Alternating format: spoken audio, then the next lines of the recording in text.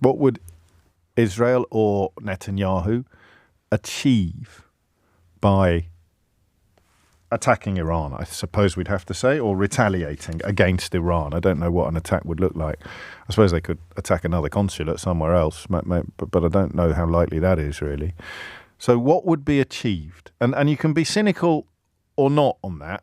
You can be as clear-eyed as you want. You can be a little bit cynical but as long as you're honest. What would be achieved? So David Cameron is urging Israel to take the win.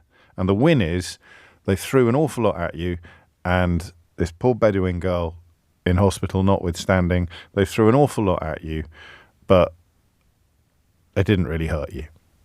Now, I don't know what you want to compare that to. Compare that to what the Palestinian people in Gaza are going through. It looks like a win, right? Who would you rather be?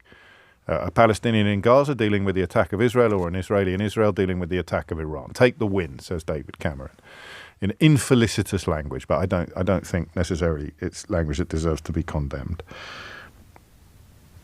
The mood in Israel, the mood in the Israeli government, certainly in the three-man war cabinet, seems to be, no, we will not take the win. We will fight back. We will respond. We will retaliate. What win lies therein? What win lies in? What win lies in not taking the win? Sounds like a bloody tongue twister. But do you see what I mean? What is the gain? What is the advantage? Is it military? Is it logistic? Is it rhetorical? Is it political? What is the advantage? Is it entirely selfish, as much of this has increasingly appeared to be about Netanyahu staying out of court, staying in power and out of court, possibly even, under some readings of his situation, out of jail? Would you really risk a war with Iran? Would one man really tolerate or contemplate the possibility of an all-out war with Iran simply to protect his own political and personal position back at home in Israel? I don't know. So I'm asking you.